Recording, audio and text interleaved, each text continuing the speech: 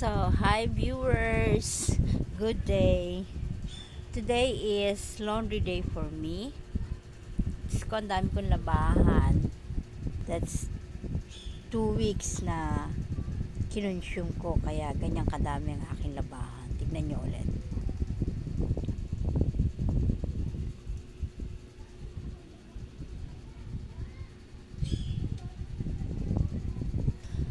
So, ayan.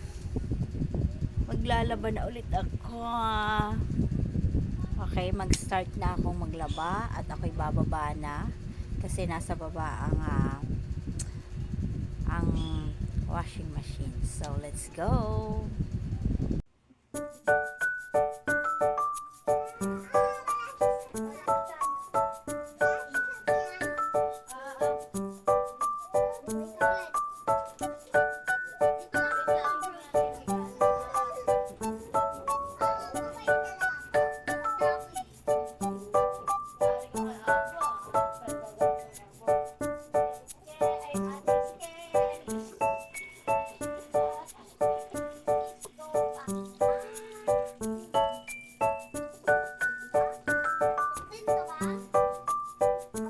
So, ayan, antayin na lang natin na matapos siyang labahan na yan. Kasi paglabas niyan, pagkatapos niyan, dry na siya. Although hindi naman ganun ka-dry, kailangan pa rin siyang ibilad sa araw. Kaya nga inuna ko yung aking mga bedsheet, aking punda, no, tuwalya, para matuyo agad siya kasi mainit ngayon. So, kailangan niyang matuyo kasi gagamitin ko ulit siya mamayang gabi.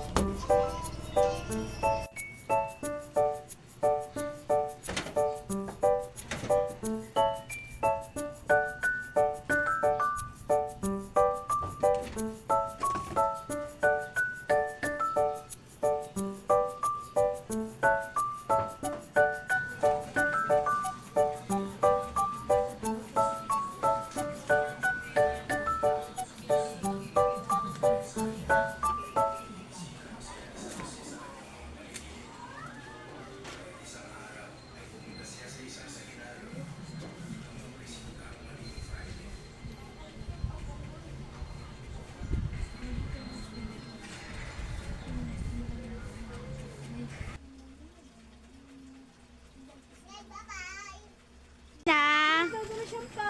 Hindi nga, kunin mo. Umuwi ka na. Umuwi ka na agad. Iwan mo yung payong mo. Hindi nga kasama. Bye-bye, Aliyah. Hindi kasama yung payong. Wala, kasi mainitan din naman siya.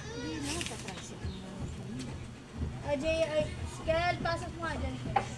Bye-bye. Tayo din ang tricycle. Mag-ride kayo ng tricycle.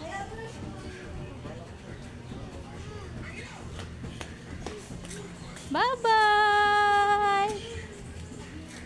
Dala niyo ako sa lubong!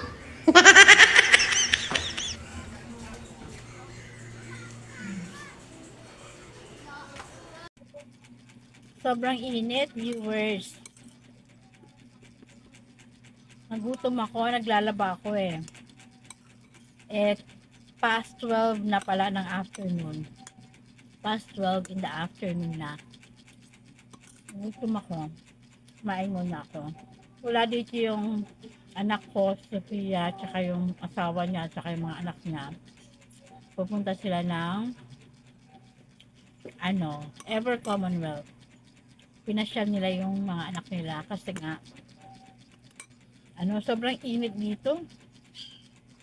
Magpalamig daw muna sila sa mall.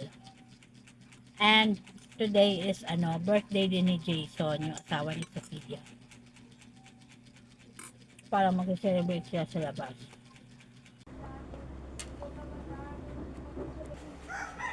First time check is 2:43 in the afternoon. At hindi pa ako tapos laba. And then, nagmimerienda ako, tinapay at saka kape. Ito kape ko. So, kape pa rin, no? Kahit mainit ang panahon, kape pa din. Adik sa kape. Ang kape ko naman ay walang asukal. Kape lang yan na great taste, yung granules at saka yung creamer. Walang asukal yan. Hindi ako nag-aasukal, viewers. So, yan. Tahimik ngayon dito sa bahay kasi wala ang aking mga apo. Ito lang, isa lang. Yan. Si Kelja. Ito at yung dalawa kong apo ay nagpunta sa mall kasi nga sobrang init. Nagpalamig-lamig muna sila din sa mall.